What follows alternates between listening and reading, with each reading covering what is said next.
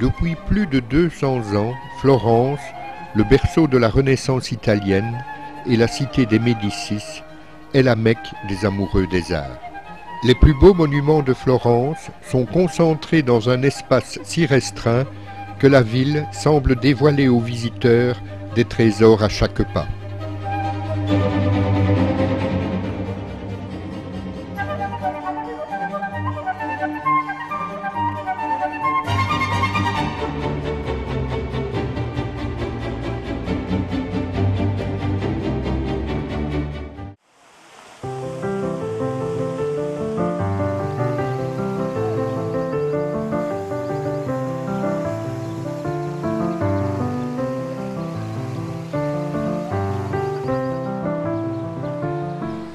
Construite par les Dominicains de 1279 à 1360, Santa Maria Novella est une église gothique qui, par sa simplicité et l'usage des marbres polychromes, est une adaptation toute florentine du style cistercien importé de Bourgogne.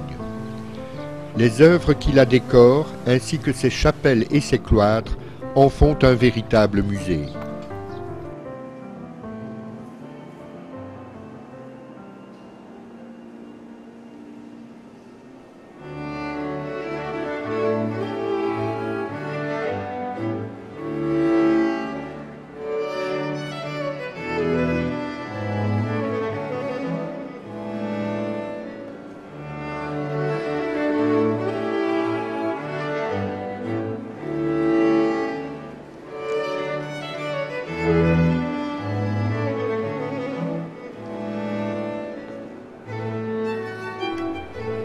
Dans la chapelle Tornabuoni, prenant Florence pour cadre et ses habitants comme figurants, les fresques de Ghirlandaio donnent une image minutieuse de la vie à son époque. Elles représentent des scènes de la vie de la Vierge et de la vie de Saint Jean-Baptiste.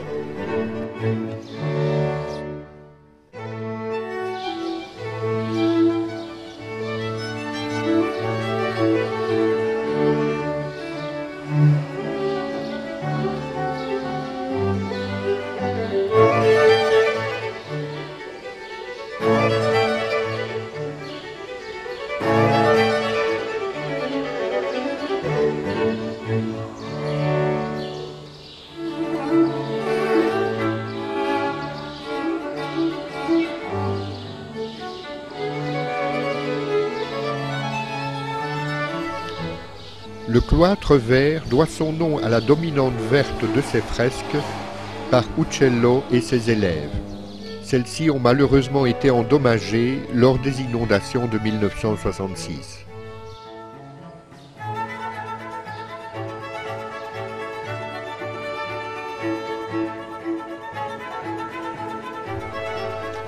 La chapelle des Espagnols fut utilisée par la suite d'Éléonore de Tolède, épouse de Cosme Ier. Elle est décorée de fresques opposant le salut par l'Église à la damnation.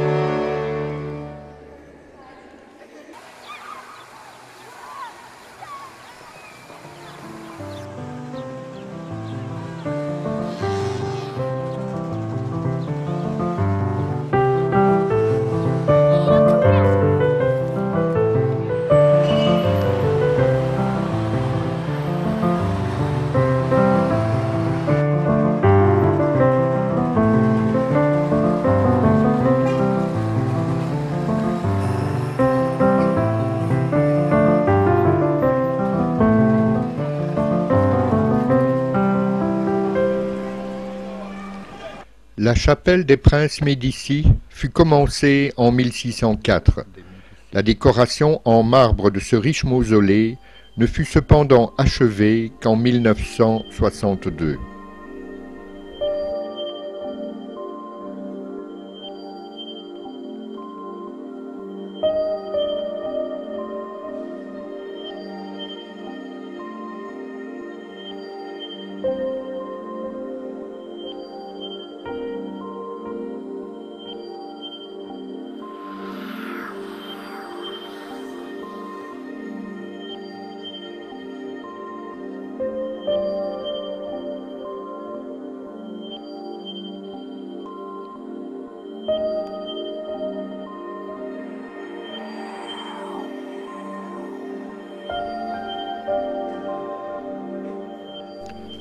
La nouvelle sacristie, due à Michel-Ange, n'a de sacristie que le nom. C'est une chapelle funéraire destinée à la famille des Médicis. Les tombeaux des Médicis furent décorés par Michel-Ange, qui les orna de 4 puissantes allégories: le jour, la nuit, le crépuscule et l'aurore.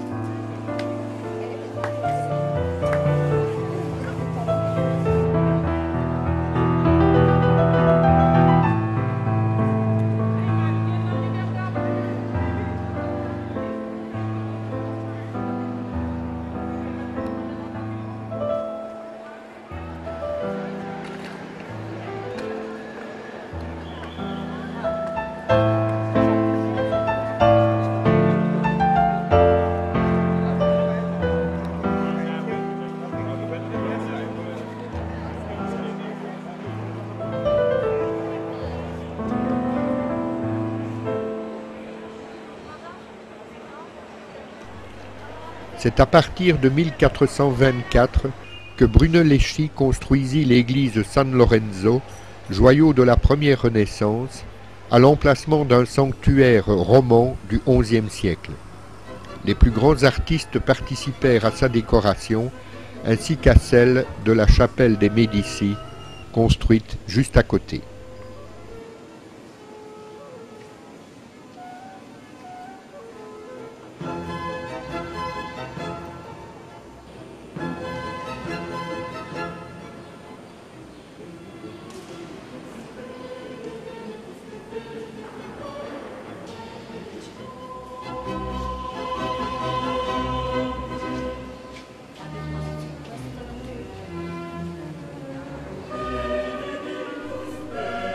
Le sculpteur Donatello avait 74 ans quand il réalisa en 1460 les bas-reliefs des chairs de vérité, qui représentent la passion et la résurrection.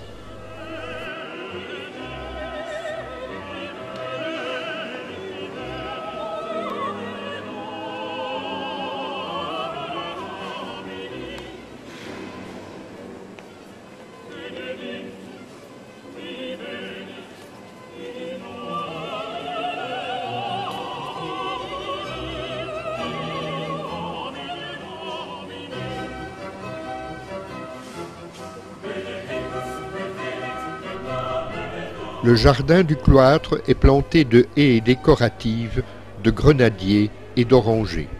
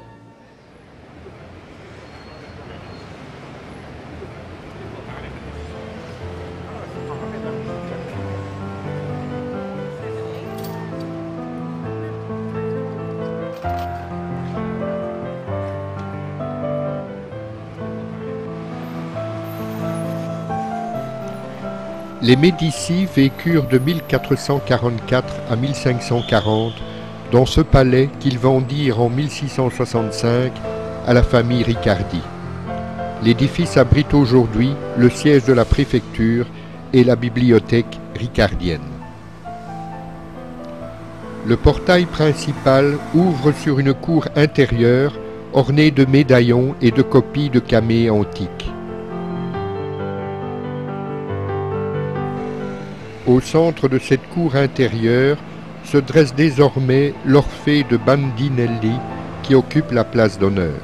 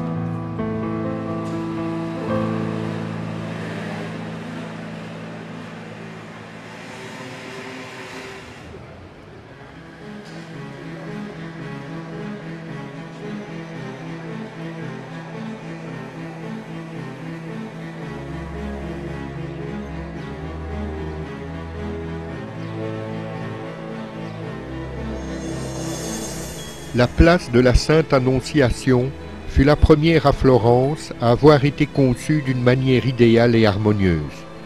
Elle est dominée par la loggia de l'hôpital des Innocents qui longe la place dans toute sa longueur. Ce motif architectonique, développé en 1419 par Bruno Lecci, fut repris ultérieurement pour l'ensemble de la place. La statue de Ferdinand Ier, L'une des dernières œuvres de Jean de Bologne fut achevée en 1608 par son assistant, qui créa également les 2 fontaines de bronze qui ornent la place.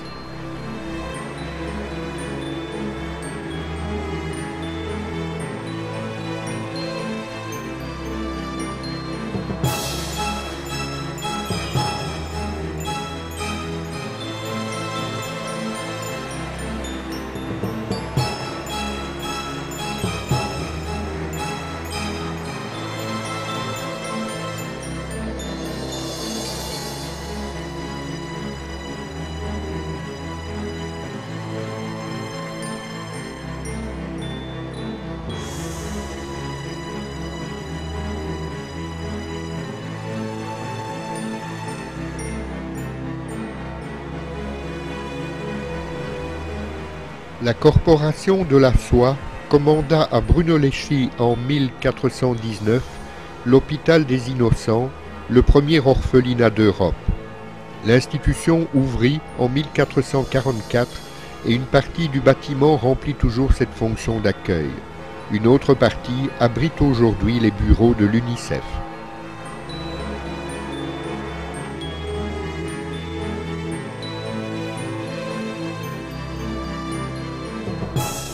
Aujourd'hui transformé en atrium, le cloître de l'église de la Sainte-Annonciation est orné de fresques datant de la fin du XVe siècle et du début du XVIe, notamment l'adoration des mages et la naissance de Marie d'Andrea del Sarto qui est inhumée dans l'église.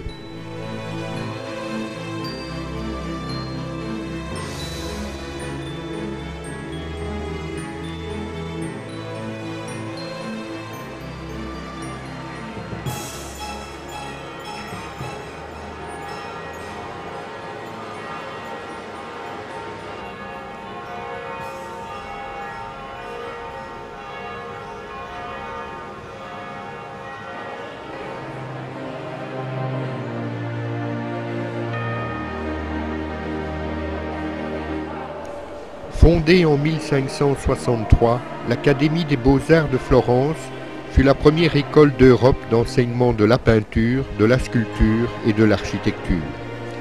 La collection d'art exposée dans la galerie fut constituée en 1748 dans le but de donner aux élèves des sujets d'étude. Depuis 1873, elle comprend plusieurs œuvres parmi les plus importantes de Michel-Ange, notamment son célèbre David de 1504. La statue du héros biblique qui tua le géant Goliath avait été commandée par la ville de Florence et, une fois achevée, elle prit place devant le Palazzo Vecchio, Michel-Ange devenant ainsi, grâce à lui, à 29 ans, le sculpteur le plus admiré de son temps. On déplaça en 1873 la statue à l'Académie pour la protéger des intempéries et de la pollution.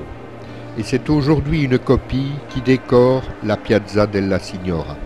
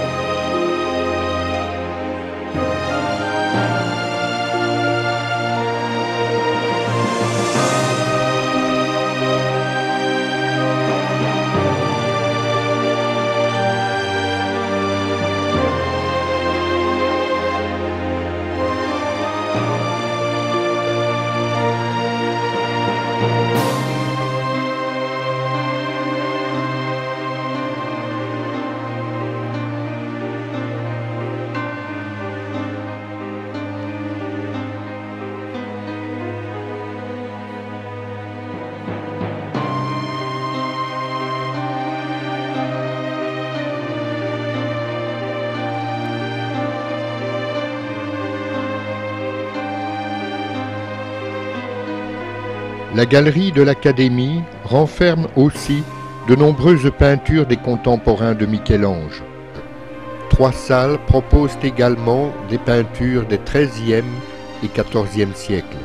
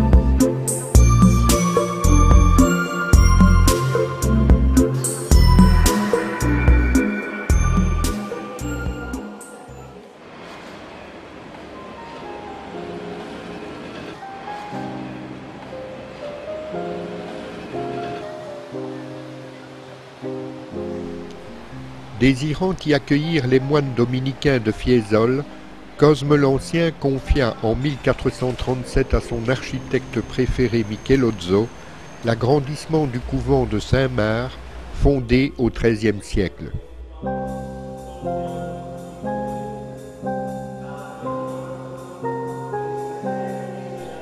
Des modifications importantes furent ensuite entreprises à l'église vers la fin du XVIe siècle, puis à nouveau à l'époque baroque.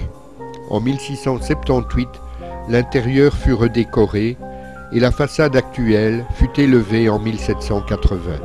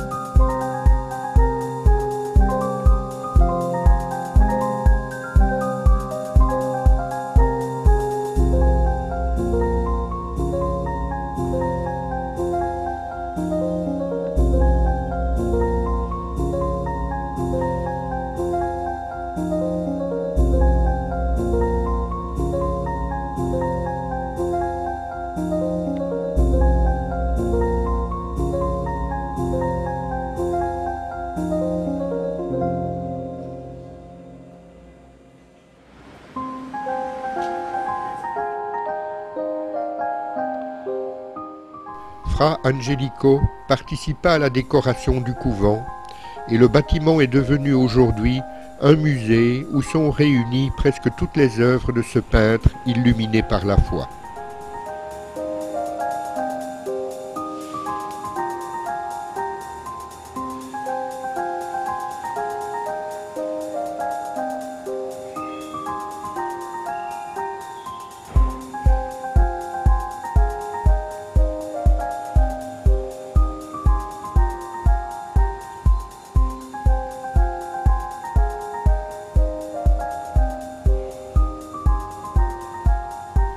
Dès son arrivée dans le cloître, le visiteur découvre immédiatement les célèbres fresques de Fra Angelico.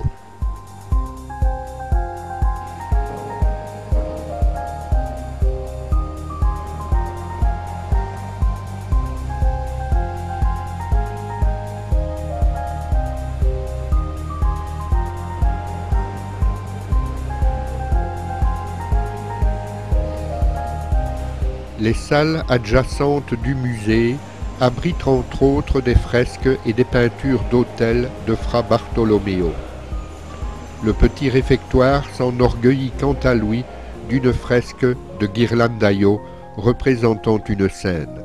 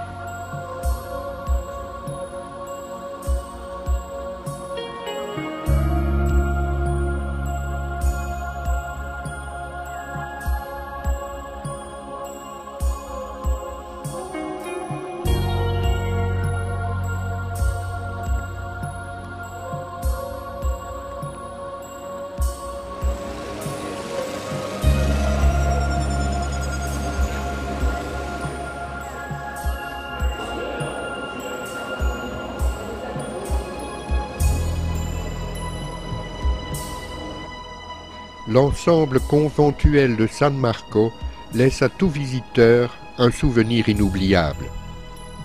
C'est à l'un des leurs, Fra Angelico, que les dominicains de San Marco confient la décoration picturale des cellules et des corridors du dortoir situés au premier étage. De nombreux apprentis et élèves ont participé à ces travaux de grande envergure. Il n'est donc pas toujours aisé de distinguer les peintures de Fra Angelico de celles de ses assistants.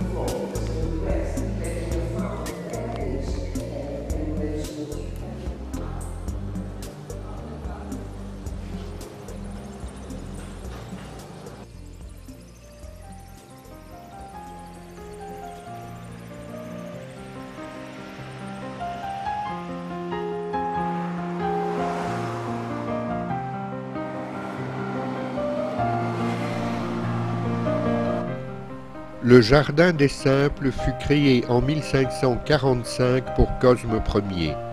C'est l'un des premiers jardins botaniques d'Europe. Les essences qu'on y cultivait servaient à la confection d'antidotes et à l'extraction de parfums ou d'huiles médicinales.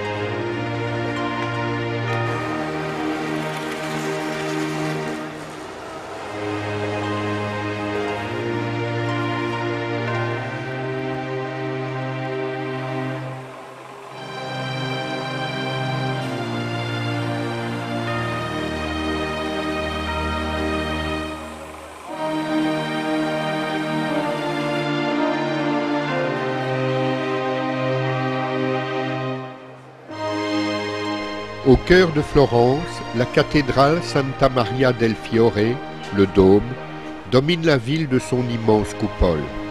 Ses dimensions témoignent de l'ambition de la cité de se montrer première en tout. Une ambition qui faillit s'avérer irréaliste.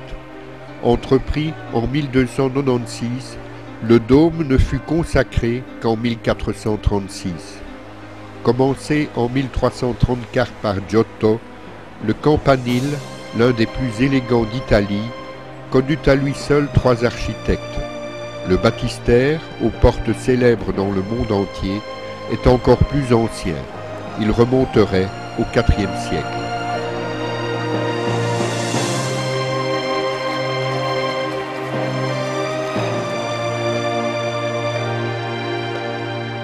Le jeune Lorenzo Ghiberti remporta, face à des artistes tels que Donatello et Brunelleschi, le concours organisé en 1401 pour la commande des portes nord du baptistère.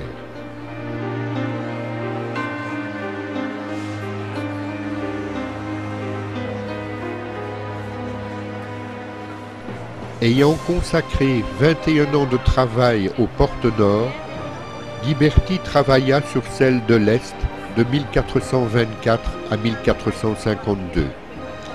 Enthousiasmé, Michel-Ange les baptisa Porte du Paradis. Les panneaux du baptistère ne sont que des copies. Les originaux se trouvent aujourd'hui au musée de l'œuvre du dôme.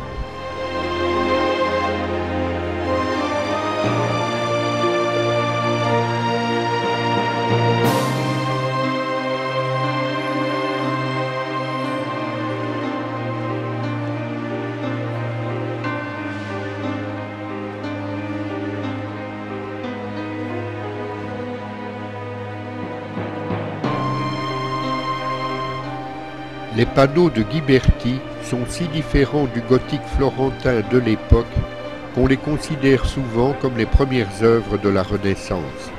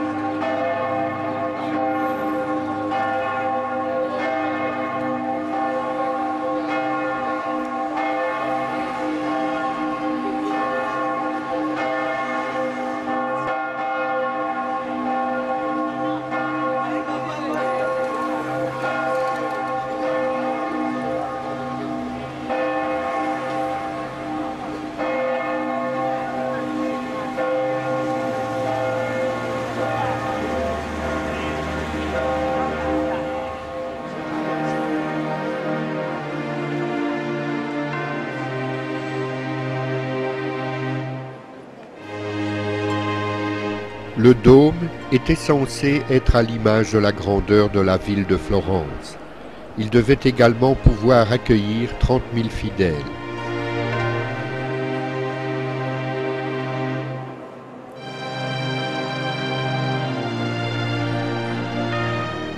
La grandiose coupole, chef-d'œuvre de Brunelleschi, fut achevée en 1434. La cathédrale fut consacrée 4 ans plus tard par le pape Eugène IV. Longue de 158 mètres et large de 38, elle figure parmi les plus grandes églises de la chrétienté.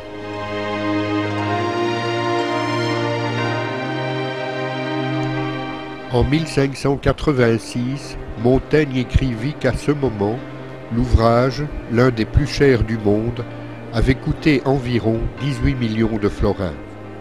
La construction ne fut pas financée par l'Église, mais par la communauté de fidèles à l'aide d'impôts spécialement levés à cette occasion.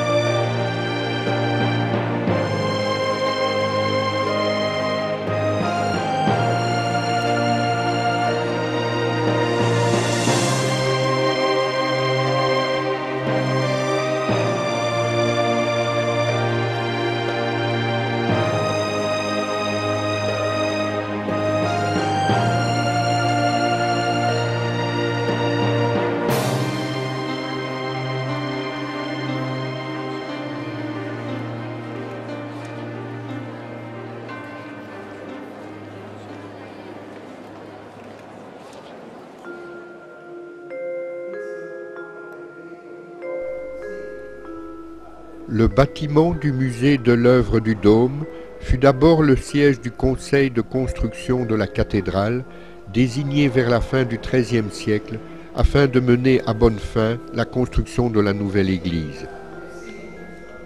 Le musée actuel est apparu en 1891. Il abrite depuis lors de très nombreuses sculptures et décorations murales en provenance du dôme et du baptistère.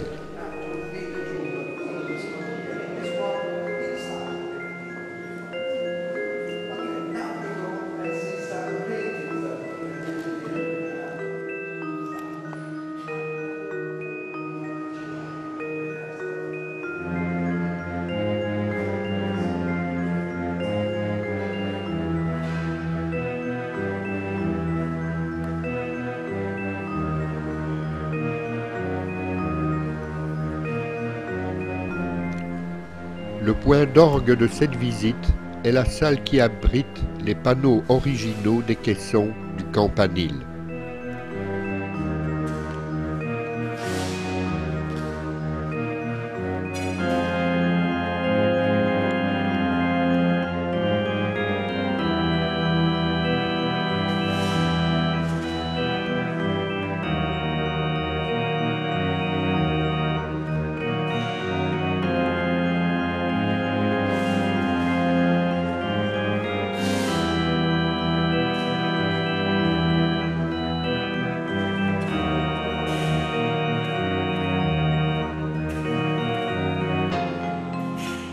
Michel-Ange avait commencé cette célèbre Pietà pour orner son propre tombeau à Rome, mais il détruisit lui-même l'œuvre encore inachevée lorsqu'il s'aperçut que le matériau présentait des défauts et que la jambe gauche du Christ se brisa. L'œuvre fut restaurée par l'un de ses élèves et resta exposée au Dôme jusqu'en 1981.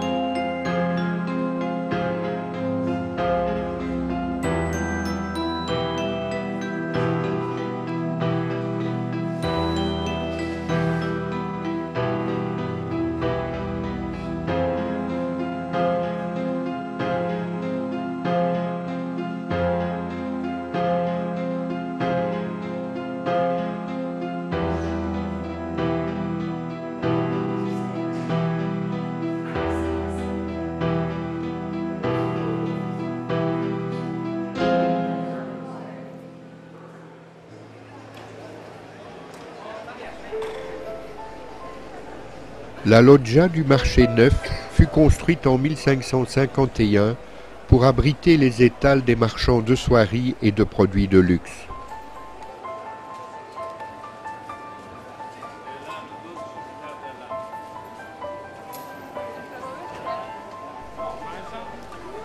Au sud du marché, la fontaine del Porcellino est ornée d'une copie en bronze du XVIIe siècle d'un marbre romain des Offices représentant un sanglier. Le museau de l'animal brille comme de l'or car le caresser, c'est s'assurer de revenir un jour à Florence. Les pièces jetées dans le bassin sont distribuées aux organisations charitables de la ville.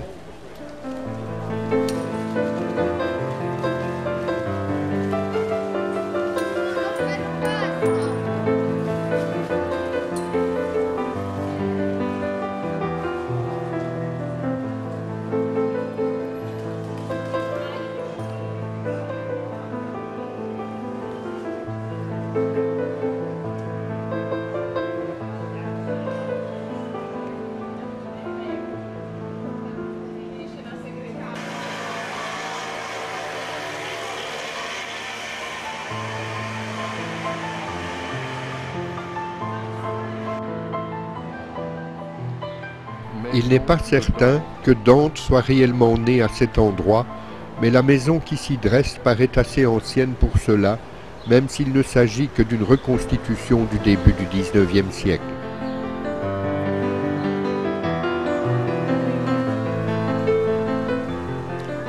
Cœur de la vie florentine depuis le XIVe siècle, la place de la Seigneurie où se tenait le Parlement à l'appel de la cloche du Vieux Palais, mais aussi les exécutions capitales, est aujourd'hui une véritable galerie de sculptures.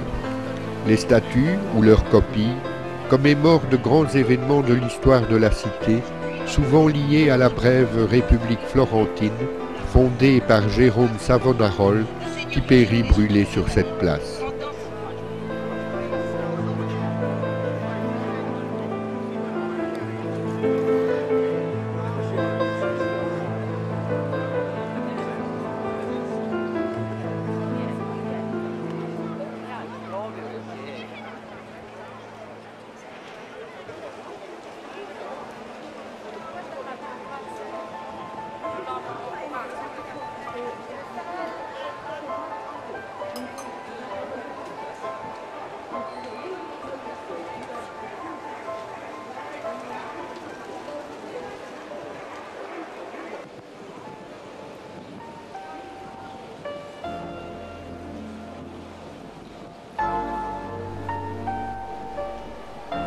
Le vieux palais, appelé également aujourd'hui palais de la Seigneurie, fut terminé en 1322.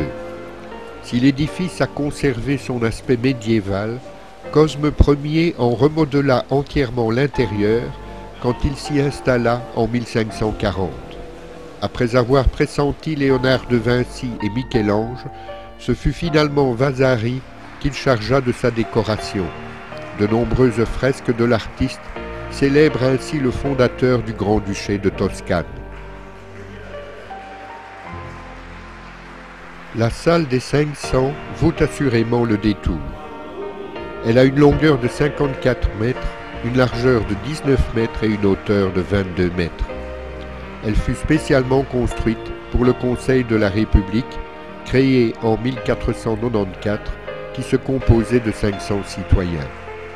Les fresques et les tableaux sont l'œuvre de Vasari.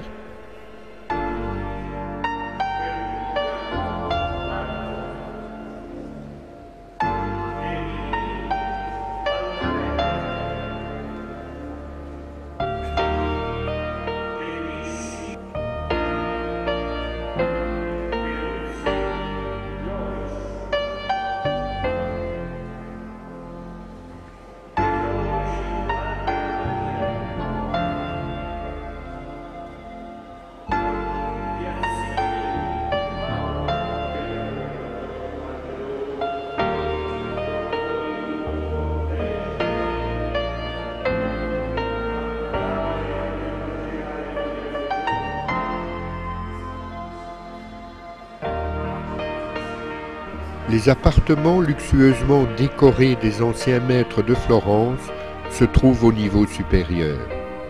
Il suffit de suivre les flèches qui indiquent le sens de la visite.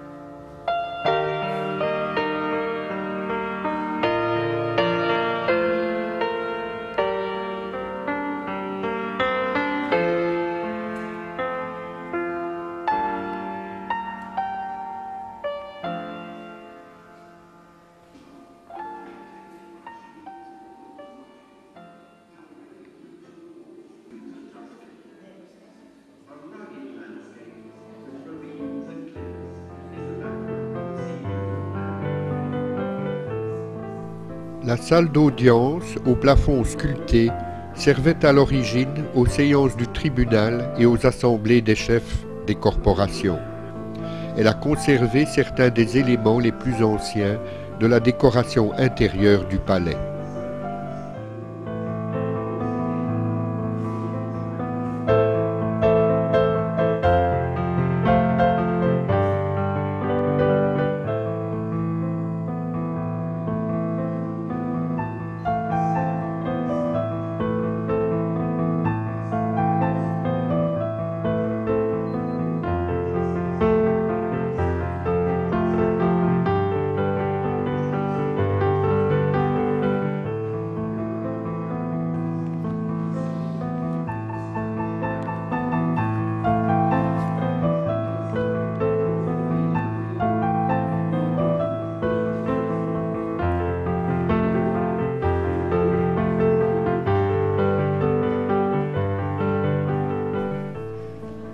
La décoration de fleurs de lys, qui a donné son nom à la salle voisine, symbolise les bonnes relations traditionnellement entretenues avec la couronne de France et la maison d'Anjou.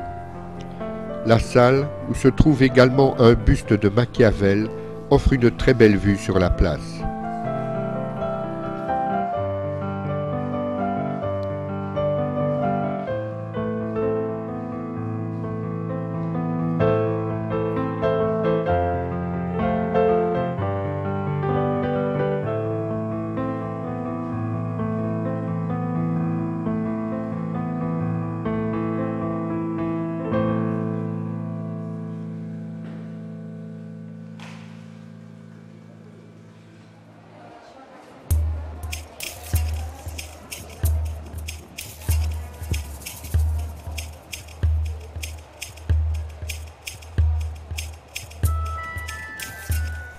Le campanile du Palazzo Vecchio a une hauteur de 94 mètres.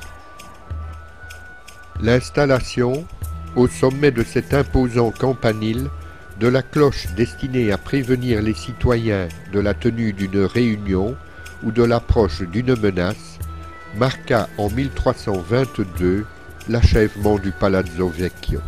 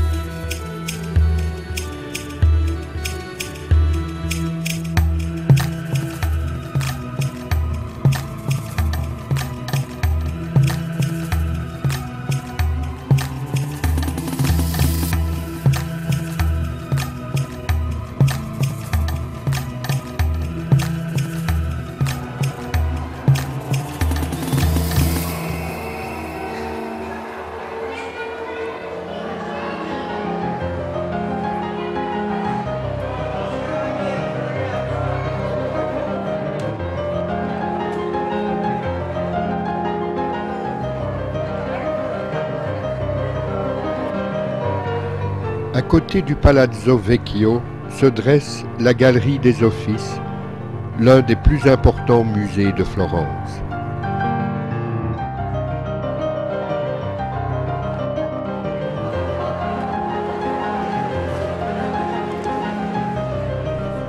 Juste à côté, une loggia abrite des statues de la Rome antique ainsi que l'enlèvement des Sabines de Jean de Bologne, célèbre sculpture du XVIe siècle.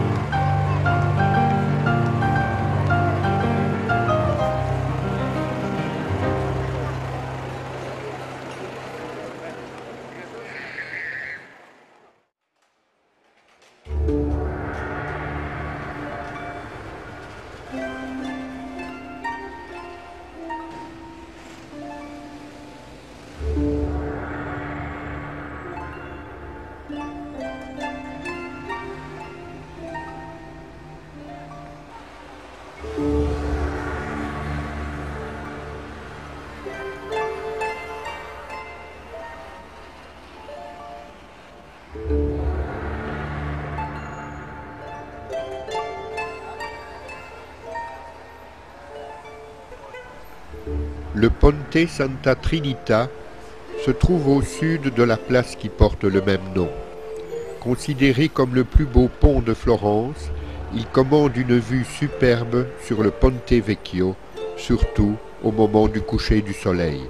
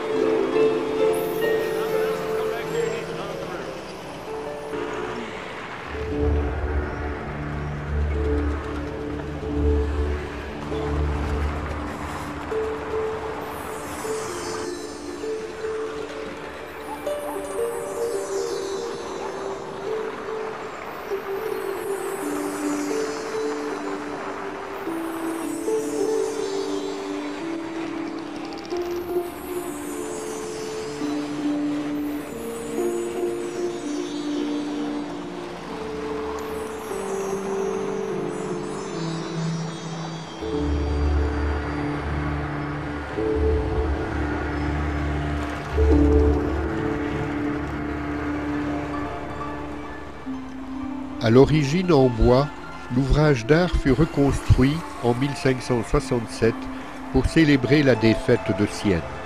On attribue à Michel-Ange son dessin élégant dont l'ellipse évoque les tombeaux des Médicis.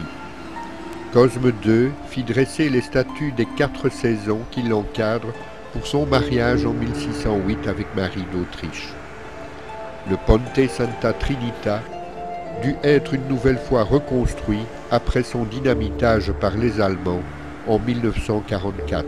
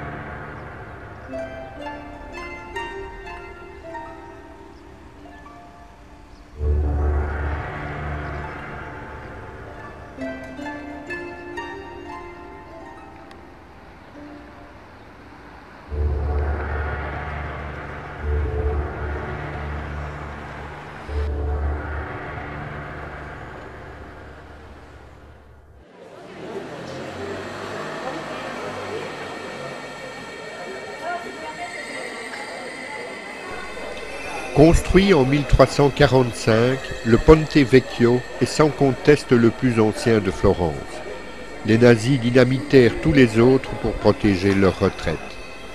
Il abrite, depuis son origine, des échoppes Mais les bouchers, tanneurs ou forgerons du Moyen-Âge qui trouvaient l'arnaud si pratique pour se débarrasser de leurs ordures, furent chassés en 1593 par Ferdinand Ier, indisposés par leur vacarme et leur pestilence. Il les remplaça par des joailliers et orfèvres. La tradition s'est maintenue et leur boutique Dupont propose toujours aux visiteurs bijoux modernes et anciens.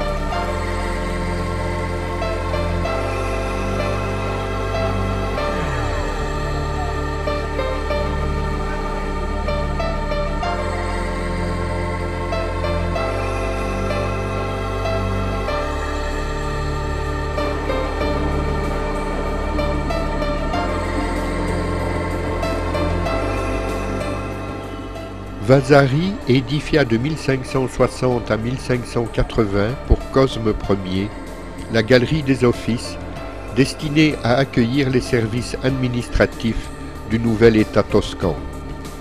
À partir de Ferdinand Ier en 1581, les Médicis, qui empruntaient souvent la grande galerie reliant les bureaux, prirent l'habitude de l'agrémenter de leurs œuvres d'art, créant ainsi le premier musée du monde.